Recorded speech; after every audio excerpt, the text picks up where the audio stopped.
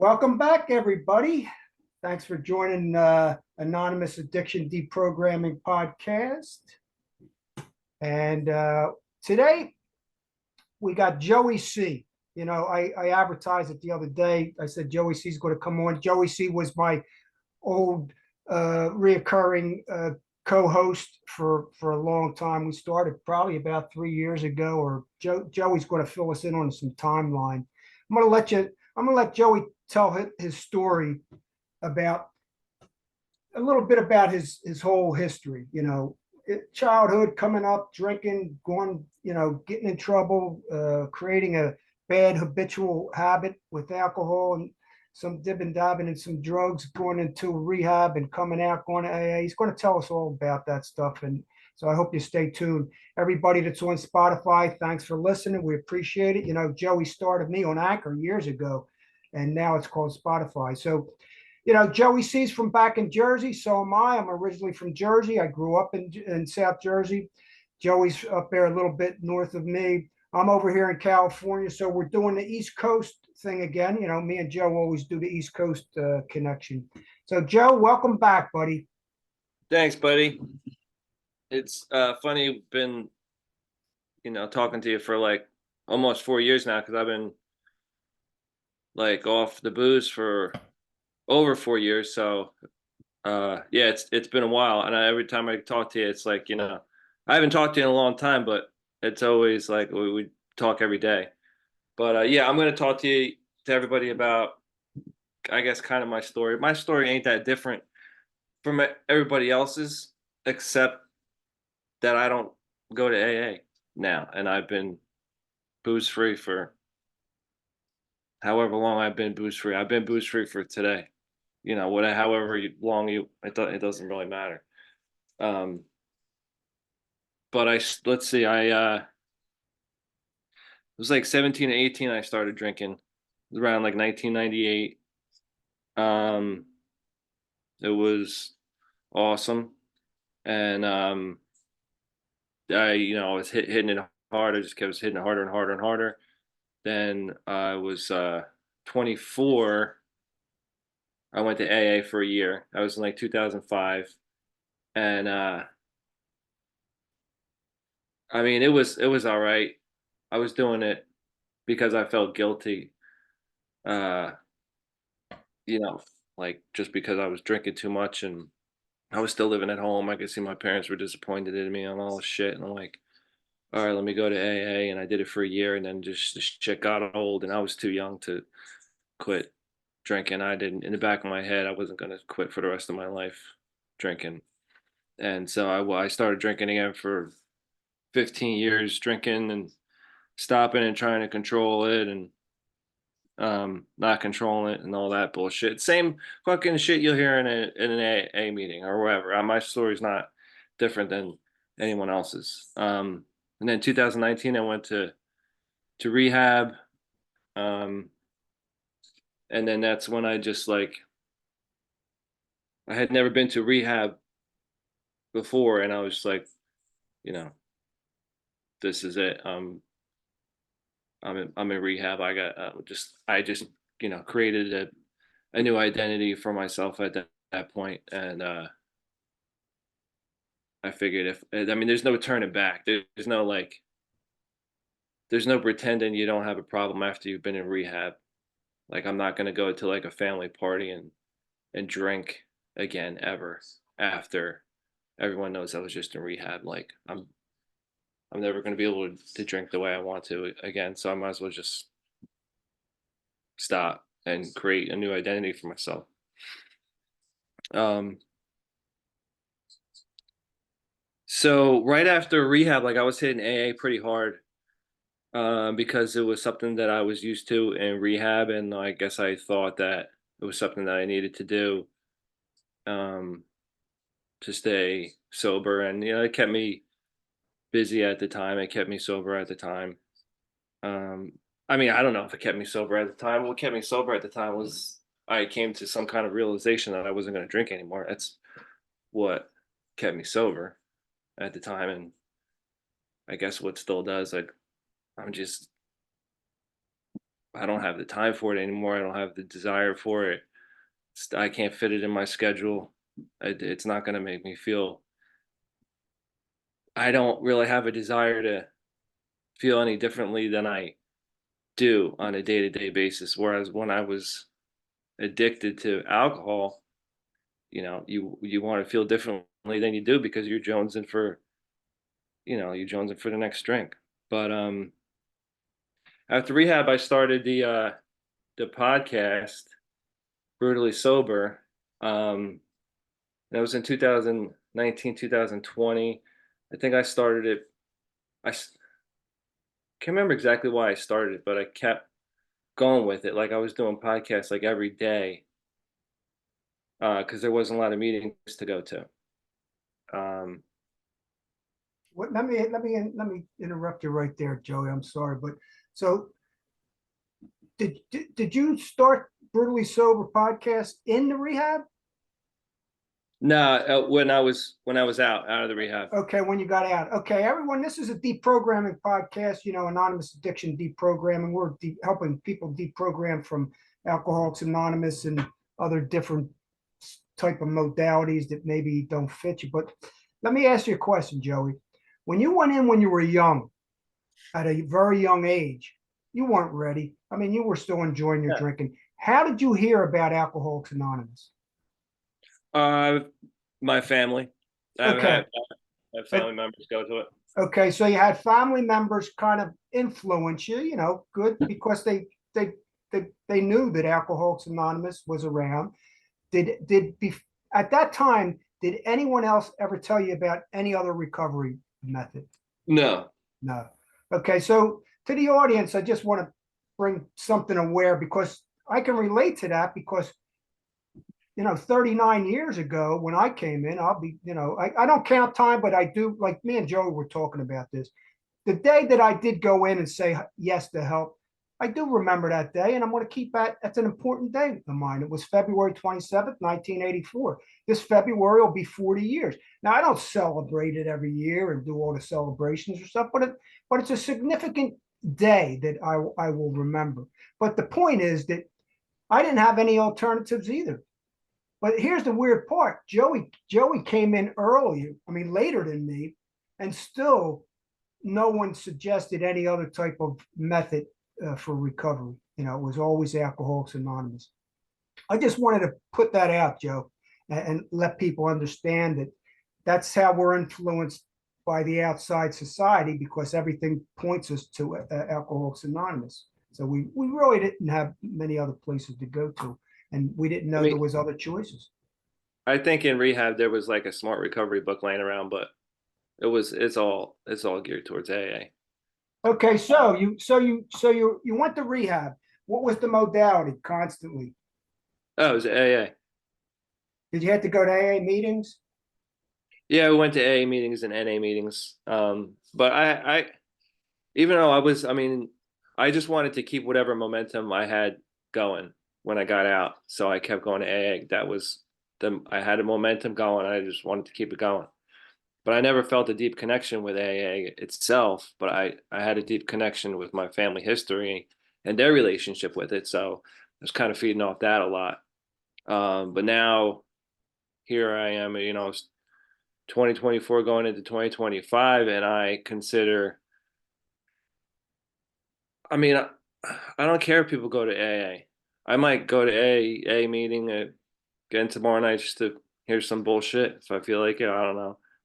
But I consider AA a form of harm reduction. Like it's better than drinking in the gutter, but you're still gonna probably get a little fucked up in the head or something like that. But it's just a form of harm reduction. That's how I look at it now. So you come out of rehab and you start Brutally Sober podcast on Anchor. That's how I kind of heard about you. I connected with you. I don't know how in the hell because I don't even know how I got on Anchor because I wasn't really computer savvy too much.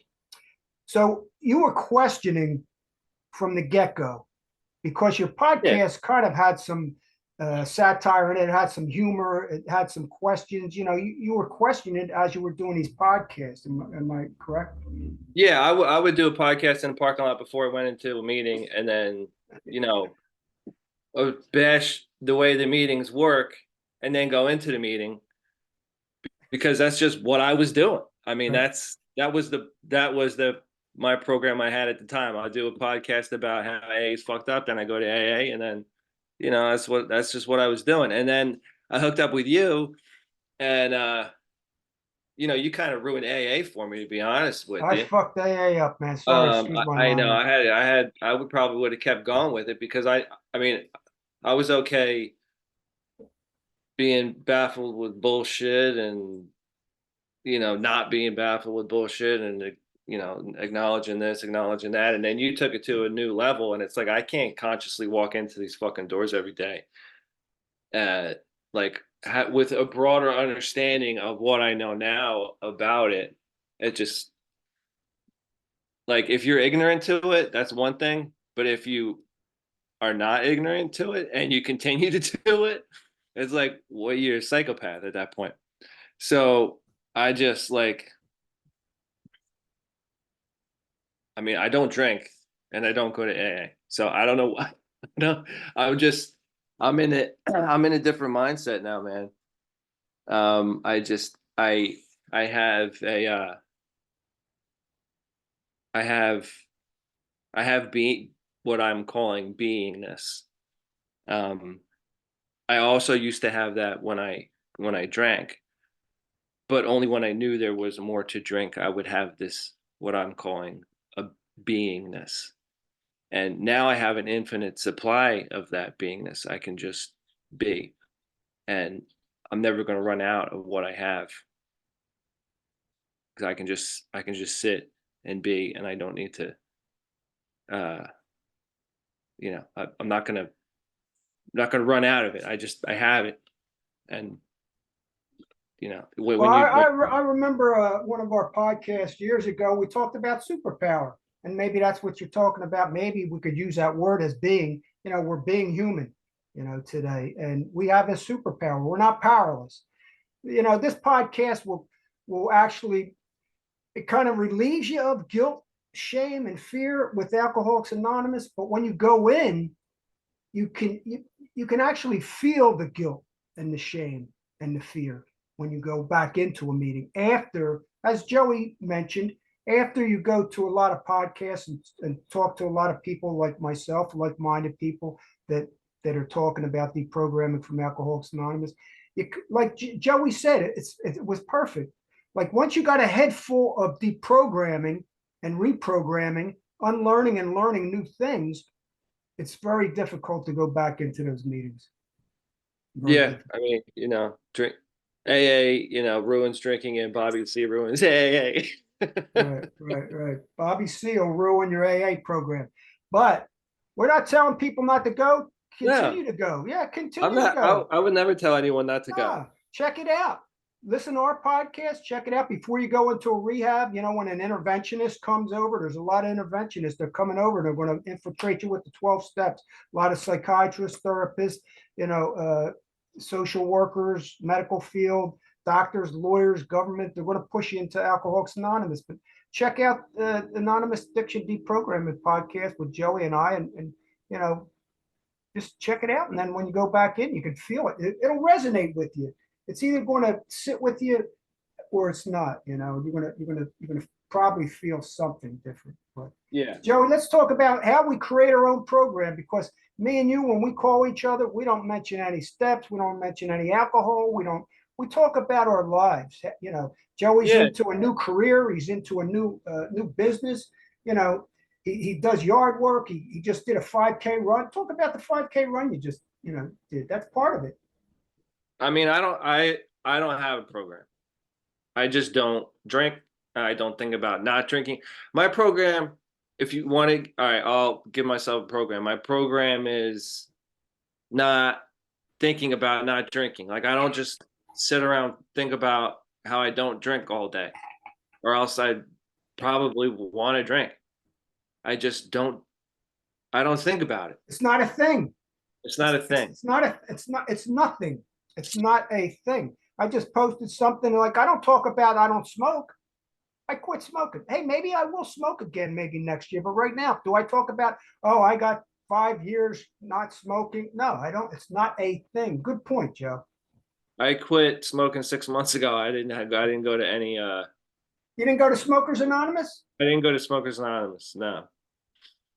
I don't know why. So so yeah, it's just like, I mean, I'm not gonna I mean, I used to obsess over drinking, and now I used to obsess over not drinking, but now I don't obsess over I don't obsess over either one. I don't think that's part of my program. Is just it's not what I do. It's just not something that I do. I might have a thought zoom in and out of my head real quick about drinking, but that's as far as it goes, because I have a lot of thoughts that zoom in and out of my head every day that I don't take action on. I want to, I driving in a car and somebody honks behind me because the light just turned green. I imagine in my head that I get out of the car and I punch the guy in the face. Have I ever done it? No, I've never done it, but I thought about it, but I don't do it because it's not something that I do.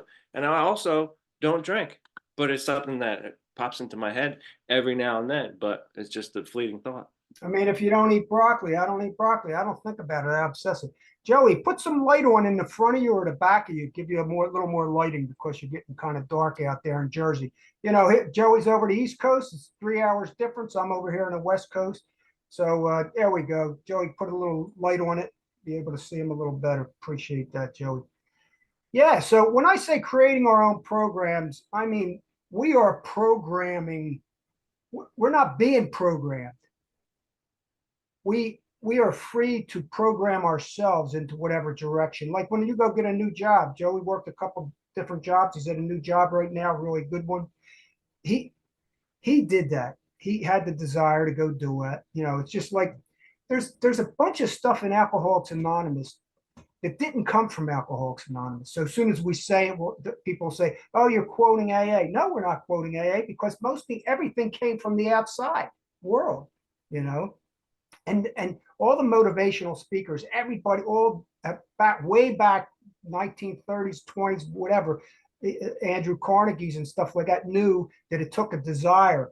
And Alcoholics Anonymous, I always said it. Bill Wilson and Dr. Bob, they had nothing to do with creating and designing this thing. It was Rockefeller from the beginning, and he knew that the only requirement for membership is a desire, because the desire has to come from us, just like desire of looking up for a new job. It has to come from me. So I took the desire, I took the initiative, I took the will, the care, the action to go get a new job. And that's still the desire. It took me a desire. So they know that it comes from us.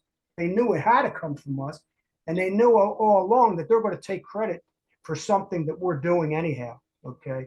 So Joey's living proof, I'm living proof. And we talk about an alcohol-free life. That's our deal.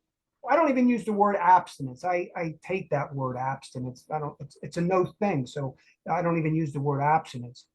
If you're moderating, if you can control your drinking, if you drink moderating, I don't even like the word moderation. I mean, if you drink, my wife has a drink every once in a while. If you go out and party, if you go get high once in a while, if you're using a little dib and dabbing in drugs, that's your thing. If you're doing the Sinclair method or harm reduction, we're not here to tell you to be abstinent. You know what I mean? We're just sharing our story about something that we desire and we like and we create in ourselves. And it happens to be for me, it's an alcohol and drug-free lifestyle, but it's no big deal. Yeah, and AA is a lot of pressure, a lot like counting the time and this and that. It's like if you're just getting off drinking and you go to AA and then like you got this expectation where you can't drink for the rest of your life, it's a lot of it's a like that's a lot of freaking pressure. I remember the first time I went into AA, that's what I was thinking. I'm like, yeah, this is not gonna happen. But then like the second, like after, I was also I when I got sober, I was a lot older. It was like 20 years later. I was an adult, and I was like, it was a lifetime. It was a habit. It was a really bad, screwed up habit that I couldn't break until I decided I was going to, and then I did. I mean, the whole times like there was a good solid 15 years after the first time I went to AA that I would drink. then I would try and control it, then I would try and stop, and then I would try and control it, and then like it was just, but I never really just wanted to like change the way I was living, you know, and just break that and just break the habit of it until I, you know, I I it just I made a decision. This is a better it's a better decision It's a to healthier choice for us. That's what we believe. It's just healthier. It's easier. It's a simpler life. I mean, people can say, why don't you drink? You know, Bobby C. Why don't you just try moderation? Why don't you drink? You know, look, a habit is a habit. You could create another habit. You could, it could become habitual. Who knows? If I start drinking again, I can get some domestic, argument with my wife. I could get a DUI. Something could happen. Plus, I'm cheap. I'm a cheap bastard. Okay, I don't like spending money. Alcohol is very expensive. So yeah. is drugs. So that's the way I look at it. Uh, but if you're drinking, hey, look, if drinking or drugging is getting you into big trouble, you should do something about it. Okay. And there's a lot of ways to do that. I'm not suggesting abstinence, but there's a lot of ways, to get to take a look at it. If it's getting you in trouble, look, let's not deny that alcohol gave us relief. It gave us some relief from suffering. I mean, suffering in the head and the mental. It relieved us some anxiety. It gave me an escape. Of course, of the children, my wife, whatever, life, job. It gave me an escape. I don't need an escape today. I don't need an escape. I know how to deal with that crap today without. Yeah, yeah, yeah, I agree with that. I mean, I don't know how to explain I wouldn't know how to explain to anyone like, because at some point when you're during your habit, you're doing it because you need an escape, or you just don't like, you don't necessarily need an escape, but you maybe need to feel more comfortable in your skin. But sometimes you do need, you just want to have a different reality. I don't know how to, I wouldn't know how to tell anyone how to go from that to not having to, not feeling like that. Like I don't know the direct route to get from point A to point B, from having an escape to not feeling like having an escape mentally. I think you're just brain changes. I remember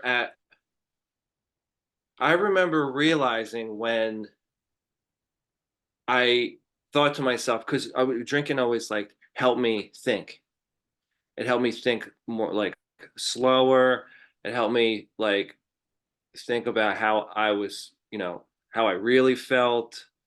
It helped me appreciate like my like own little personal reality. Like I was able to appreciate things more and like all this bullshit. And I did like, I needed to drink because like I was missing out on just like, it just, I, I don't have that. I remember, holy shit, I can think for myself now. And I think it's just something that like happens over time. I think the chemistry in your brain just like, it just changes where you just don't need that anymore. And Well, it saves yeah, you a lot of money. yeah. Well, they call it rewiring the brain. The neuroplasticity. It Through Yeah. time, it just rewires stuff. It's like when I say it's a no thing, it for me it is a no thing. Like, yeah, it might come cross, like you said, come in and come out. Like if you see a drink, people are drinking. Because when I came in, 40 years ago, they didn't have all these fancy drinks. But now I look at it and say, wow, that looks pretty good. That looks cool. But it just goes and no, I don't. It's like I don't need it. Actually, I perform better. I my awareness.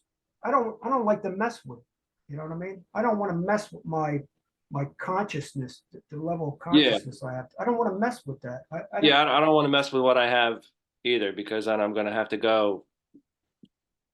I'm not going to have what I have now if I start messing with it again. And what I have now is, I have an infinite supply of what I have now. I believe if I if I keep doing what I'm doing now, I have an infinite supply of what I have.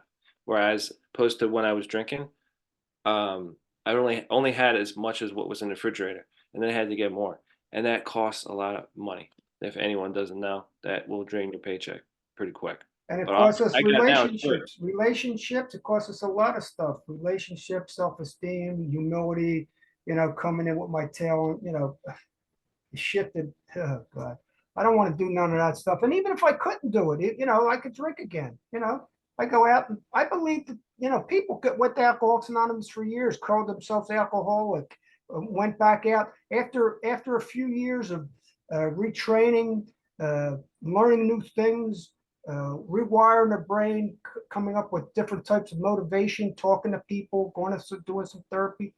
They drink again and they can manage it. Okay, that's a fact. Okay, that's real. But for me, I choose not to. I mean, that's. But I don't judge other people that can and do, and I don't call them. Oh, you're not an alcoholic then. Okay, so I don't know. Maybe Joey, like you just did a 5K run today. Talk about that. You got up this morning. What'd you do?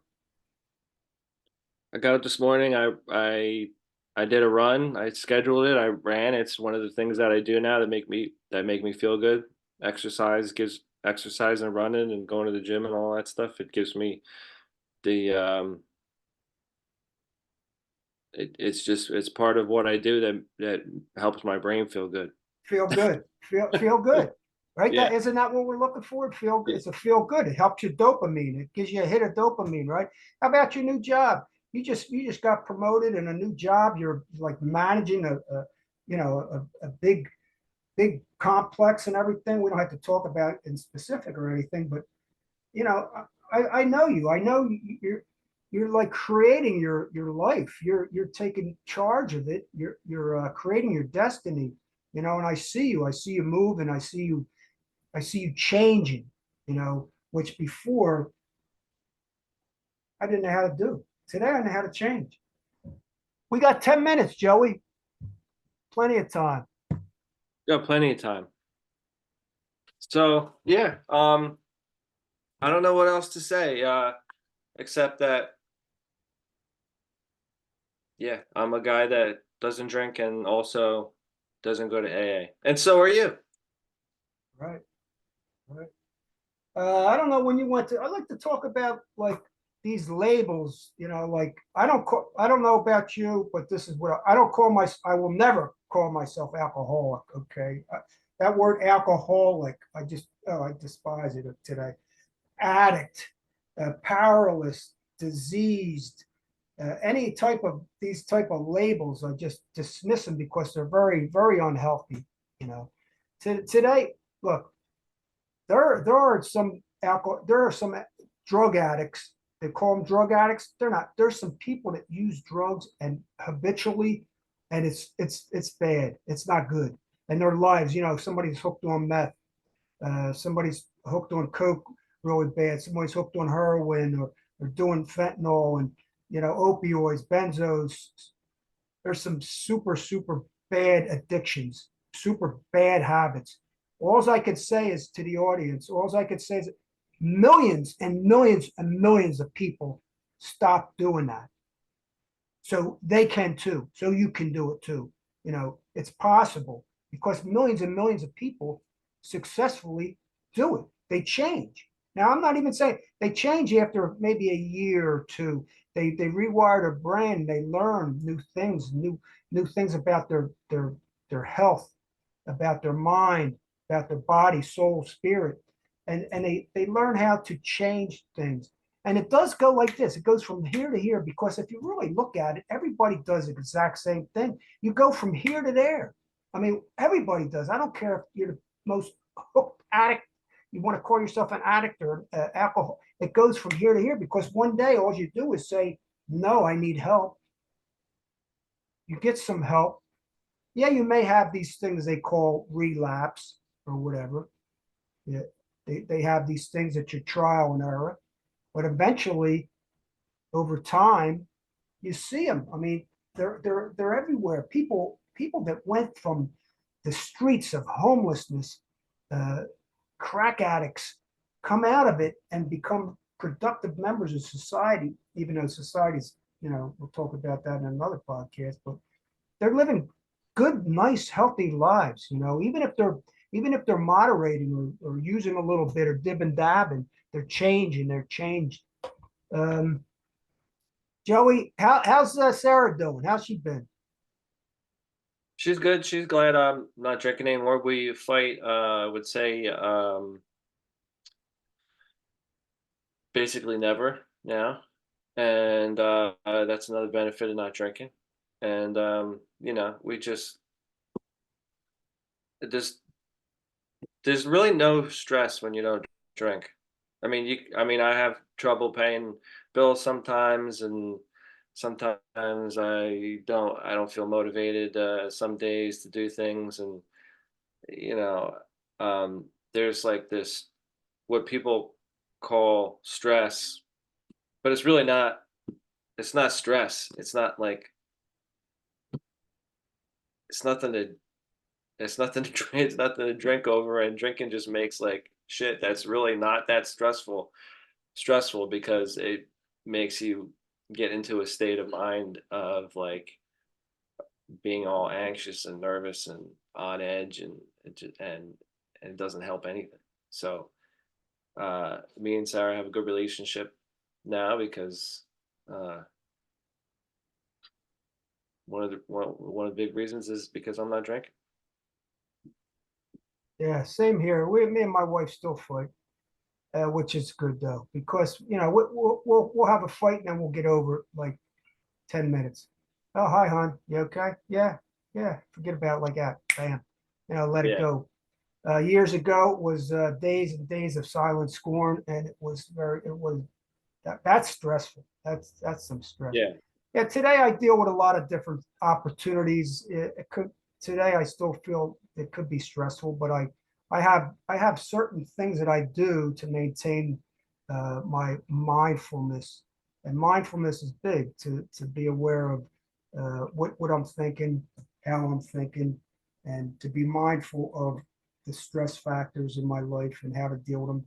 To know that life is short and I'm old. So, I might not have that many years as Joey does or as somebody else, and somebody else has less than me. But it's yeah. I'm all gonna good. fold the laundry. Just let me finish the podcast, okay? Will you Jeez. tell her to stop? Okay? We're Yeah, I doing mean, all the Sarah. time. He's kidding everybody. All right, Joey. It's been good to see you. Good to talk with you. There's another podcast down with Joey C from back east in New Jersey. Thanks, I'm over Bobby. here. I'm over here in Huntington Beach, California. So I'm glad everybody have a safe New Year's. Okay, be careful. If you're drinking, let somebody that's not drinking drive or call an Uber or whatever. But be safe, everybody. Take care. I'm going to stop recording. There we go.